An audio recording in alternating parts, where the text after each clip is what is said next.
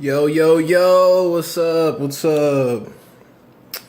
My name is Dallas Simon, and today I will be talking a little bit about The Millionaire Fastlane by MJ DeMarco. So I have some notes here. Yeah, and I'm just going to be talking a little bit about the book because this book is really taking me on a journey right now, and I really want to share this knowledge with others. Hopefully, you'll get the book and you'll decide to follow along with me. I'm going to do 15 videos. So, this video is going to be part one, and I'm just going to start going from here. So, first of all, I just want to start with chapter one of The Millionaire Fastlane by MJ DeMarco. The chapter is called The Great Deception. And what he says is, I have bad news. Get rich slow is a losing game with your time wagered as the gamble. So just think about that for a second. Is get rich slow is having a job, having the, or just like a dead end job where there's not like a lot of promotions or stuff like that, and just like saving money every paycheck, paying all your bills, not being in debt or paying off your debt slowly, and just kind of going the normal way. Being an employee is not the way to wealth. It's a losing game with your time being every day, your hours, your minutes being wagered as the gamble. So for example, he gives an example. He says, show me a 22-year-old who is rich from investing in mutual funds or clipping coupons or saving 10% of their income every paycheck. And what's interesting about that is we're not really able to identify anybody who is young and wealthy at the same time unless they have a physical talent, or they can sing, or they can write really well, or they can rap, or they can act. And it's just really hard to identify someone who's taken the get rich slow method, being an employee and working 8 hours, 5 days on and 2 days off. To find someone like that who is wealthy, it's really hard to find an example, and young at the same time. So that was really interesting. So what MJ DeMarco does is he presents the idea that get rich slow is, let me make sure I get this right. Get rich slow is sacrificing your today, your dreams, and your life for a plan that will pay dividends when most of your life has evaporated.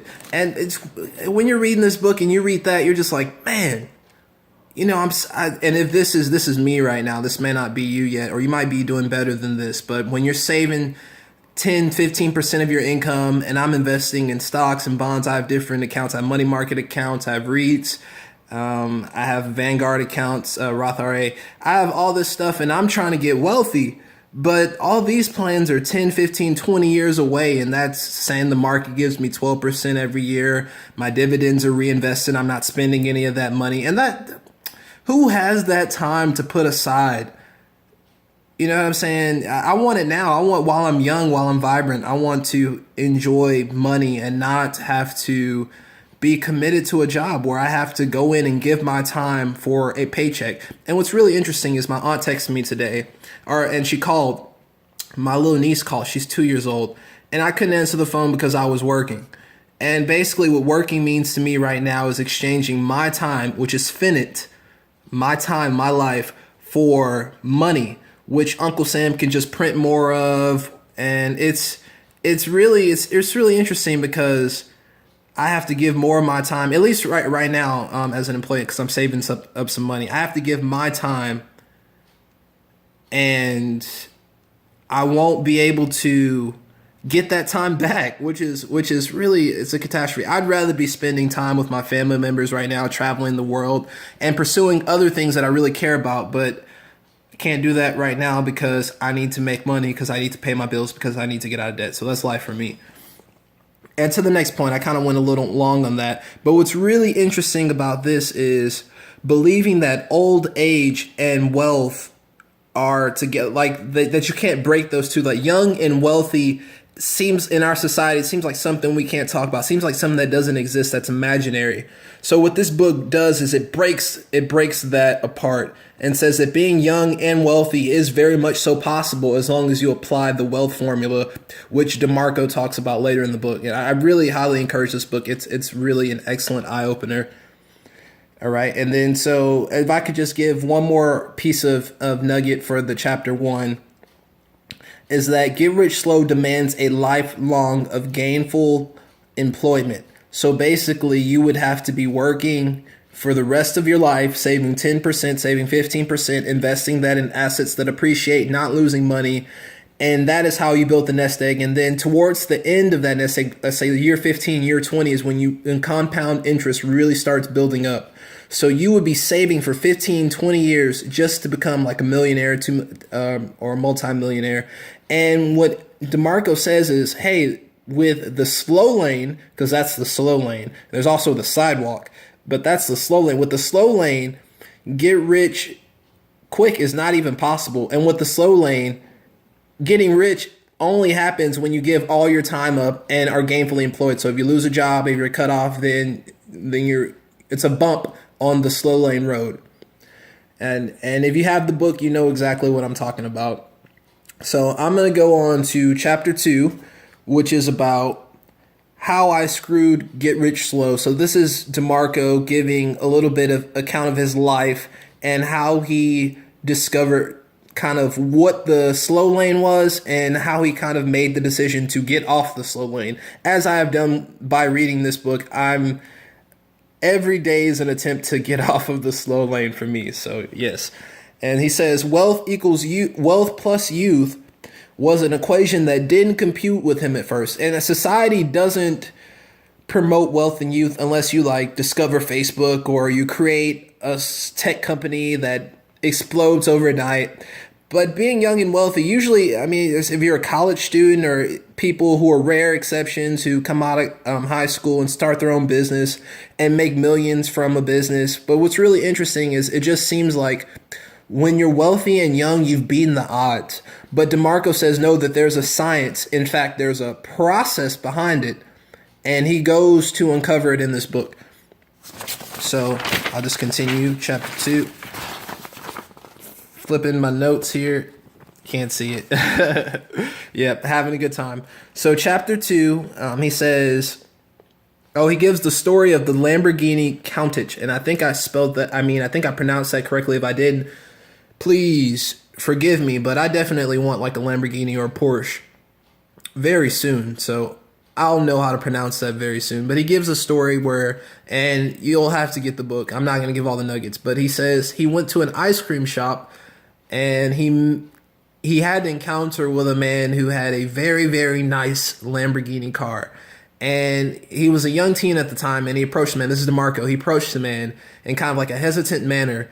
And the man opened up his doors, and the doors flung open, and they weren't typical like the Corolla doors that I have. And he asked the man, "What do you do?" And this dude is like 25, 26, mid-20s. You read the story, and he says, "I'm an inventor." And then he had a breakthrough moment. So you have to have a breakthrough moment where you realize that in order to be wealthy, then there are people who are young or wealthy. Remember, I talked about they are actors or talent, or they discover a business that explodes, or they're in a tech company or something like that. Those are just some of the examples of being young and wealthy. But he figured out that you could separate natural talent, so singing, rapping, writing really well. You could tap into wealth by not having just a natural, like you could be an inventor, you can be a writer, you could be a business owner without actually being particularly talented. You could just be smart and do a certain process every day, every time you can, to build your business, to build your brand. And you can build something creative and make a lot of money, and you can be wealthy and young at the same time. You can enjoy both your wealth and your youth. Because that's really the goal here. That's really the reason why I read this book. So the title was interesting. But I'm really trying to tap into how can I get this wealth quickly so that I can start living my life and doing things that I actually really dream of doing. And honestly, I'd love to just be blogging and traveling. And honestly, I like to rap. I like to write lyrics. I like to create music. I like to hang out with my friends and my family members. But right now, I'm trading my time for money. And this book is all about separating time and money so that you create something that is existent without you having to put your time into it.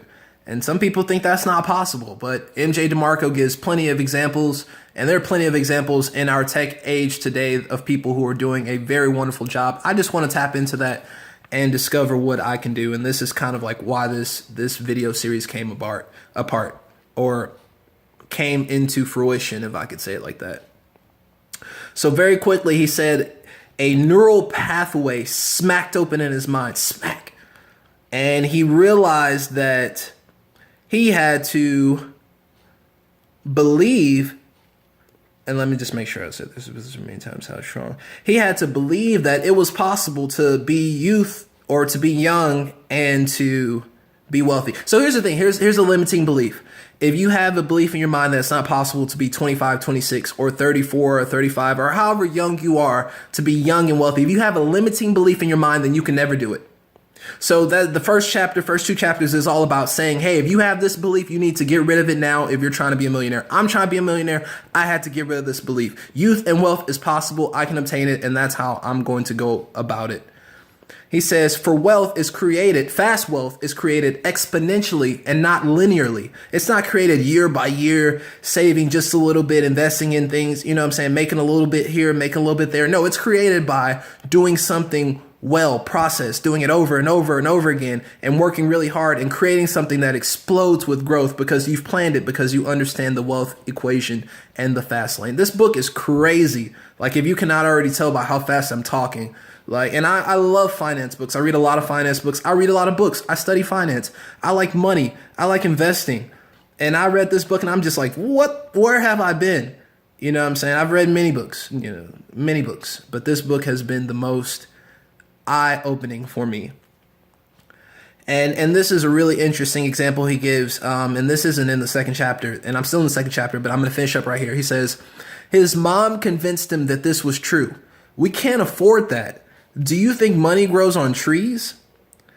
She was wrong. And so here's what he says. She was wrong. His mom was wrong. Money does, in fact, grow on trees if you own a money tree. And it says, what is a money tree? Well, a money tree is a business system that survives on its own. It generates cash from all you've done so hard. You've worked so hard. You've created a system that works. You have a team that works hard. You have good leadership. You have good execution skills, good strategy. You've been working hard to build something, and now it's a money tree. It's a system that makes money for you, that generates money for you because you've worked so hard and you've ironed out all the ticks. So that's what he says. His mom had a limiting belief. MJ DeMarco's mom had a limiting belief that money does not grow on trees, but in fact it does if you know how to plant the seeds for the money tree. That was a really interesting way of thinking it. I hope you get something from that. So with that being said, I'd like to just finish it off to chapter 3. Wealth is not a road, it's a road trip. That's what DeMarco says. He says that when him and his college friends, when they were about to go on a trip, they were preoccupied with the destination and they failed to address the journey and the vehicle they relied on to get them there. So they were so worried about getting to the destination, thinking about the lifestyle you can have once you've retired from your job, once you can travel the world at your own leisure, once you can wake up at whatever time you want to and just decide, hey, I want to go do this today and do that and eat this and eat that and hang out with this person because my time is mine and I've created a money tree. So he says we could be so preoccupied with that destination that we forget that wealth is a road trip. It's a day by day, hour by hour, I'd say hour by hour, day by day, week by week execution of a certain plan to get to a certain result. And you have to focus on the plan and the execution, the day by day, rather than the result, because that's how you get to the wealth. So that was another eye-opening point. And I'm almost wrapping up here. So the pursuit of wealth stalls when you focus on the destination, as I just said. So just make sure that when you're doing your daily activities every day, or you might be thinking about when I have that successful career as a real estate agent, or when I finally land that gig for my acting, because I've been kind of doing that on the side, or when my song finally gets played on the radio or anything like that. I might have missed your example. Just realize that it's about the process, the day-by-day events, rather than the end goal, which you focus on, and that's how you achieve that end goal. So when you disregard the critical road trip components, your engine readiness, oil, Bernstein's. Old Bernstein's. He's basically saying that anything with when you're focused on the destination, not focused on if my tires have air, if my car is full of gas, then you're going to end up on detours, you're going to stall out, and you're likely to give up on the road trip to wealth. And I don't want to do that. It's not an option for me. I hope it's not an option for you. I'm going at it. Even if I get disappointed for a second, I'm still going at it. I'm trying to be wealthy and young and enjoy my life with my family. So yeah, millionaires are forged by process, not by events. See, the common thoughts in society is that when you win the lottery, or that when you sell a house and make $250,000, or if you sell your car, or if it's an event that they expect to come about some money through a lawsuit or something like that. And MJ DeMarco breaks this apart by saying that hey man, hey woman, wealth is a process. It's not an event. It's a thing you do every single day. You work on your wealth tree, you build it, you plant the seeds, you nurture it, and then the wealth process will create the event where you can sell out, where you can release that product to 100,000 people and make a certain amount of money. The process leads to the events. The events don't happen and you just become wealthy. And if they do, you'll likely lose the money because you haven't developed the skills and you don't understand the process of accumulating and keeping money. Really, really amazing book. My words are just, I don't know. You just got to check this book out. Please, for me, you got to check this book out. So, and then I'm ending it up here. The next video will be video number 2 in the 15 video series. And we're going to talk a little bit more about the sidewalk, the slow lane, and the fast lane. See, there are three, the sidewalk, the slow lane, and the fast lane. 3 road trips if you'd like to take to the wealth, to the destination. And I won't give you too much of the detail, but the sidewalk, you can never get wealthy. The slow lane wages your time for the wealth. So that's 40 years employed, finally retired, you're 65, and now you travel the world and enjoy time with your family and do whatever you want. And there's the fast lane. And that's when you can be young and wealthy and achieve wealth way before some people even dream of it. And that's just because, and the reason why, I don't know, actually, let me take that back. But that's created through your process, through working hard, through building something. And then it appears like you've just become successful. He's made it. But I'm getting a call right now. I got to reject this. And that's basically what wealth is. Okay. The slow lane, the fast lane, and the sidewalk. We'll be talking a little bit more about that last. But yeah, and then, so I got to end it off on one more thing. What he says is really interesting, is that some people seek a wealth chauffeur or a surrogate to kind of assist them, to like they seek a guru like Tony Robbins or Dave Ramsey, which I love both of their works, by the way, or any type of women who are incredible with finances. They seek them because they believe that knowing something by a leader or following a leader's 10%, invest here, pay down your debt, that they will achieve wealth like that. But wealth is not created like that. Wealth is created through process, through daily events, through building personal skills and having wisdom and strength. And that's how you build wealth. Thank you so much for watching. I really do appreciate it. I hope you take something from this and use it and build on it, because this knowledge is potential power. It's not anything you can use and say, I have something. No, you have to take this knowledge and you have to embody it and work in your life and use it and build from it and act from it. So when you do that, you will hop on the fast lane. Get on the fast lane with me and we're going to do it big. All right. I do appreciate you watching this. Peace. I'm going to make the next one.